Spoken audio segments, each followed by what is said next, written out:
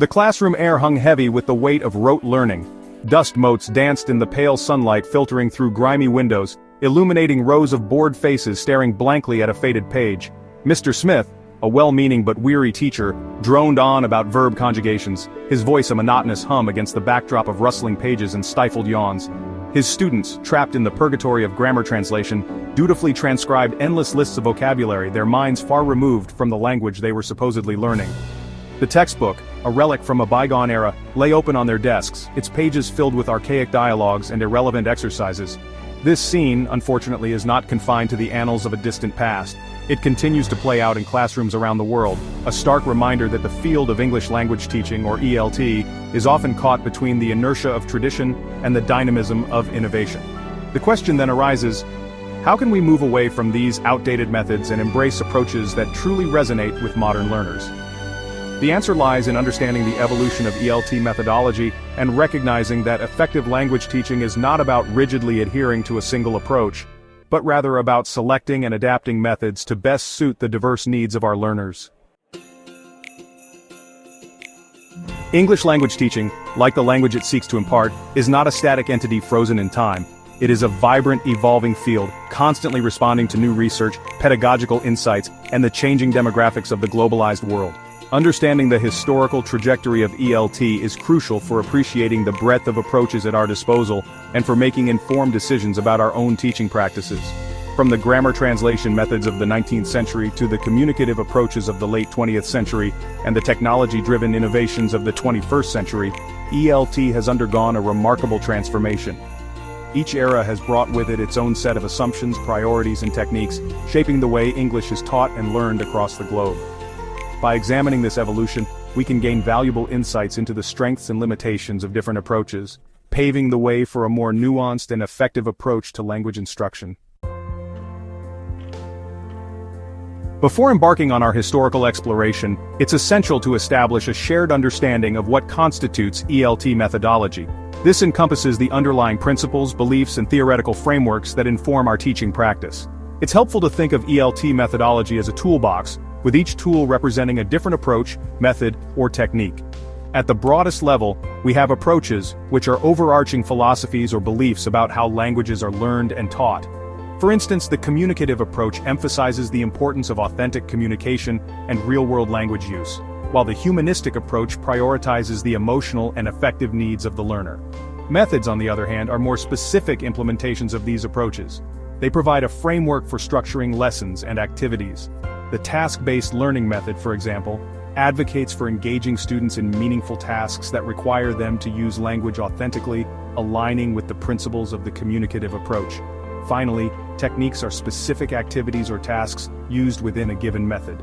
Role plays, simulations, information gap activities, and using authentic materials are all examples of techniques that can be employed within various methods, depending on the lesson objectives and learner needs.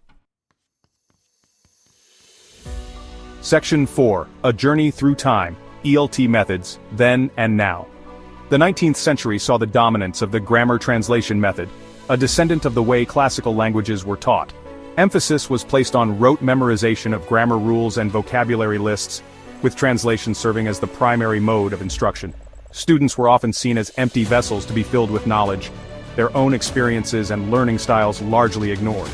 The early 20th century ushered in the direct method, a reaction against the perceived artificiality and ineffectiveness of grammar translation. Proponents of the direct method, such as Maximilian Berlitz, advocated for teaching English directly, without recourse to the learner's native language. Emphasis was placed on oral communication, with teachers using gestures, pictures, and real-world objects to convey meaning.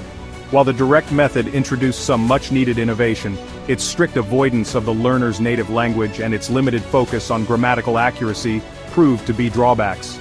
The mid-20th century witnessed the rise of audiolingualism, a method heavily influenced by behaviorist psychology. Language learning was viewed as a process of habit formation, achieved through repetitive drills and dialogues. Audiolingualism, with its emphasis on pronunciation and oral fluency, gained traction in the context of World War II, when soldiers needed to quickly acquire basic communication skills in foreign languages. However, its reliance on mechanical drills and its disregard for the cognitive processes involved in language acquisition ultimately limited its long-term effectiveness. the late 20th century marked a significant shift with the emergence of the communicative language teaching or CLT approach. CLT, influenced by the work of linguists like Del Hymes and Michael Halliday, recognized the importance of communicative competence, going beyond mere grammatical accuracy to encompass the social and cultural contexts of language use. Tasks and activities within CLT focused on authentic communication, encouraging learners to negotiate meaning, use language for real-world purposes, and develop fluency alongside accuracy. Section 5. Embracing the future, blended learning, AI, and gamification. As we entered the 21st century, technology began to reshape the ELT landscape dramatically. The advent of the internet, mobile devices, and sophisticated language learning software led to the rise of blended learning, where face-to-face instruction is combined with online learning activities. Blended learning offers numerous advantages, including personalized learning paths, increased learner autonomy, and access to a wealth of resources beyond the confines of the traditional classroom.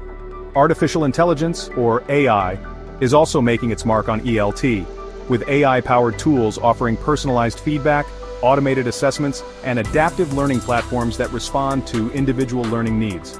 While still in its nascent stages, AI has the potential to revolutionize the way languages are taught and learned, providing learners with personalized support and freeing up teachers to focus on more complex aspects of language instruction.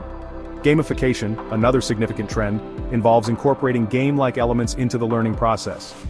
By leveraging the motivational power of games, educators can create engaging and immersive learning experiences that foster collaboration, problem-solving, and a love for language learning. Section 6. A tapestry of learning styles. In the face of this ever-evolving landscape, it's crucial to remember that no single method or approach holds the key to unlocking language mastery for all learners. Each learner is unique, bringing to the classroom their own individual learning styles, motivations, cultural backgrounds, and life experiences. What works brilliantly for one learner might fall flat for another. The key to effective ELT lies in adopting an eclectic approach, drawing from the best of different methods and adapting them to the specific needs of our learners. This requires us to become astute observers of our students, constantly assessing their progress, identifying their strengths and areas for growth, and tailoring our instruction accordingly.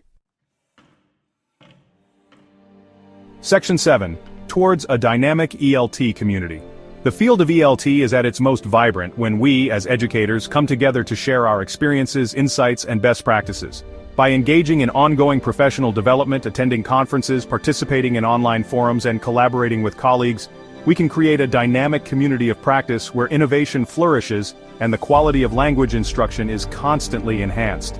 Let's move beyond the limitations of outdated methods and embrace the transformative potential of modern ELT.